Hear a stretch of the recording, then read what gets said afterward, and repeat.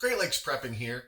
A few weeks ago, I posted a video of my DIY rocket stove, and it got me thinking back to my Boy Scout days when we didn't have anything quite so nice. When we wanted to make a simple stove out of old tin cans, our go-to was the classic Buddy Burner and Hobo Stove. Requiring minimal materials, the Buddy Burner gives you a good, hot flame for a pretty long time. Pair it up with the most basic Hobo Stove, and you got yourself a reliable heat source for boiling water and cooking. So in this video, I'm going back in time to show you how I make the perfect Boy Scout Buddy Burner and a super simple camping stove.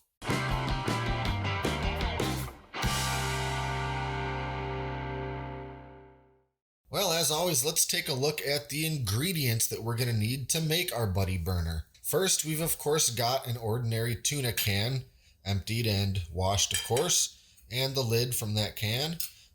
Then we've got a scrap of cardboard. This just came from an old Amazon box. And lastly, we need some wax. Now, I don't happen to have any chunks of candle wax on hand, but I do have a million of these little candles, just ordinary wax candles. Now, you can also use beeswax candles if that's what you have, or beeswax, and that may actually even work a little better. But ordinary candles from ordinary candle wax is going to work well, and that's what I'm using here. And since this video is also about the very basic Hobo Stove that we're going to make with which to use our Buddy Burner, for that we also need a can like this, something a little bit larger in diameter than the tuna can. As you can see, this will fit right in there, but rather it will end up going under it. And so for this, I'm using the can from a 46-ounce can of tomato juice. Something like a big spaghetti sauce can will work, or even if you have a soup can that's not as tall as this, but is still a little bit wider in diameter than the tuna can. Something as large as a number 10 can or a full-sized metal coffee can will work, but maybe not as well, because that can is going to create a stove that's quite a bit bigger around than the burner, and the burner is going to have to kind of do more work to heat that can that size up. But anyway, let's start with the Buddy Burner, and the first thing we have to do is sort of measure out and cut up some cardboard. So again, I've just sort of cut a chunk of an Amazon cardboard box off here. And what we want to do is cut a strip off of this chunk that's the same width as the depth of the tuna can. So in the cardboard itself, you can see there's some very faint lines just in the pattern of the cardboard. And I'll just use one of those as my guide when I cut this. So we'll measure out basically the width that we need, and just sort of freehand it. It should be pretty straight, but it doesn't have to be surgically precise.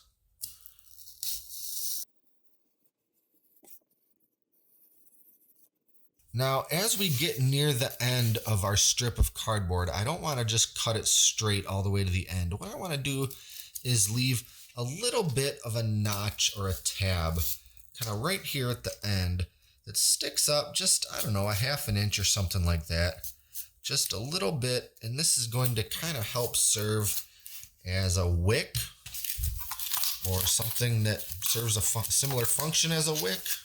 So what we need to do here is now roll this strip of cardboard up such that it sits in this can, and we want it to be packed pretty tightly, and that's why I said we may end up needing more cardboard than this. This is pretty thin cardboard, which is good because it'll be easier to roll, but it might not be long enough, but that's okay. So we're going to start at the end where we cut that little tab, because we want that to be in the middle. So pretty much as tightly as my fingers can roll this is how we want to do it.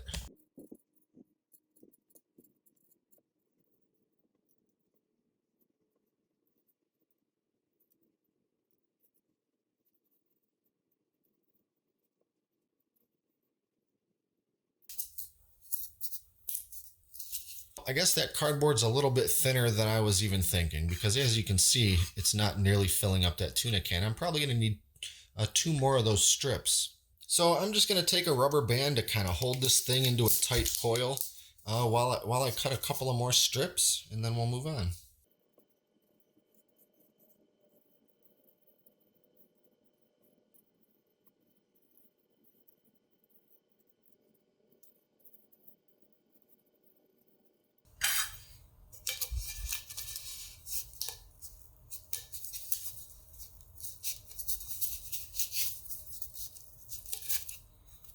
Okay, we've got that cardboard rolled up and packed in just about as tight as we can get that coil into the tuna can. And you can see we've got that little tab poking up right there out of the top in the center. That's exactly what we want.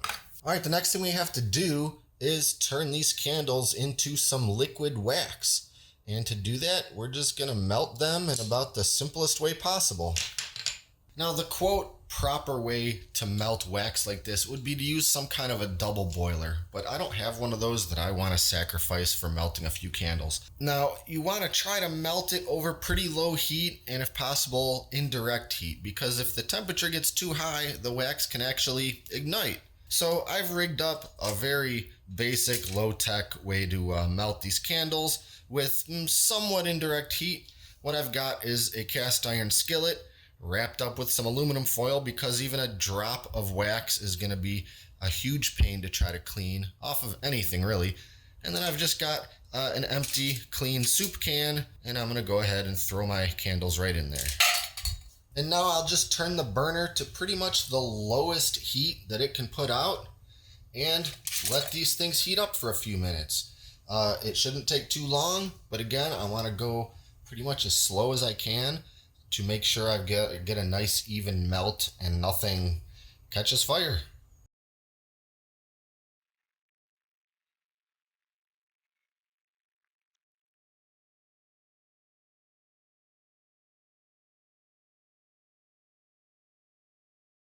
And of course, since I melted down finished candles, that means I'm going to have some wicks that I need to sort of fish out of there. So I'll just use a couple of little sticks here and see if I can't chopstick these things right out of there. All right, now using some cardboard from that same Amazon box to protect my countertop, I'm going to very carefully pour this hot wax over top of the rolled up cardboard, doing my best to distribute it pretty evenly. See if I can do this without splashing it everywhere.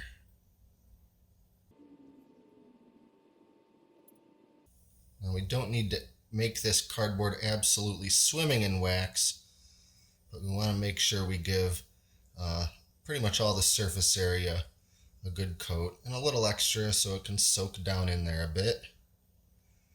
So I found that about 4 of these candles is just about right for one buddy burner. Now we're just going to let this sit here for a little while and let that wax cool and re-harden up. And then that's pretty much the completed buddy burner. All right, now that our buddy burner is done and ready to use, we'll go ahead and make ourselves a basic hobo stove. Now there's no one exact way to make a simple hobo stove. There's a lot of different styles and minor differences in technique, but this is the way that I do it, and I think it works pretty well.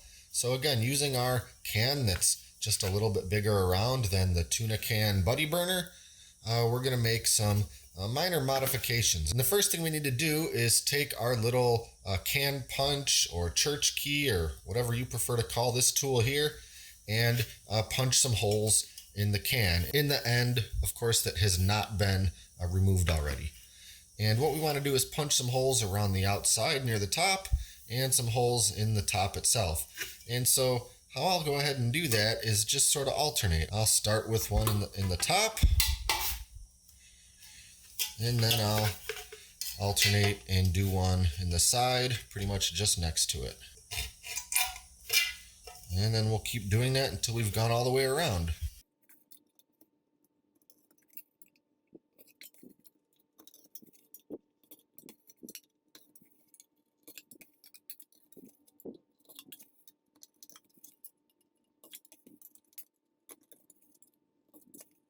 And there we go. Now we have to make a couple of cuts at the bottom so we can slide our buddy burner in and out. So I just want to make a cut that's about as wide as the widest part of the tuna can. So I'll make a couple of marks, and we just want it to be about as tall as the height of the tuna can.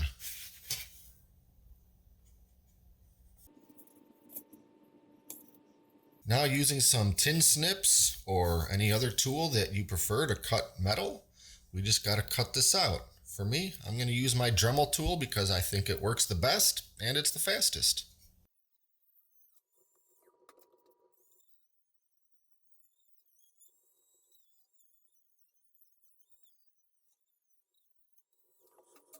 And our buddy burner and hobo stove are ready to use. To use the buddy burner, I just need to light it up. And while that center tab of cardboard isn't required, it definitely makes starting it a little quicker. Now I'll just slide the burner into my hobo stove and give it a minute or two for the flame to grow and the stove to heat up. And while one of those little backpacking or camping pots would work fine, a regular old soup can is about the perfect size and shape for this stove. So what better to test this thing out on than a can of soup? Though it's quite small, a buddy burner made properly will burn for a surprising amount of time, generally somewhere between 1 and 2 hours. Since I only really needed a few minutes of heat to cook my can of soup, I want to extinguish it so I can use it again later. So I saved that lid from the tuna can because it is perfect for snuffing out the burner. And that's it, the classic Boy Scout buddy burner and a basic tin can hobo stove. Be sure to like and subscribe to stay up to date on all our latest stuff, including future camping gadget videos. Thanks for watching, and until next time, this is Great Lakes Prepping.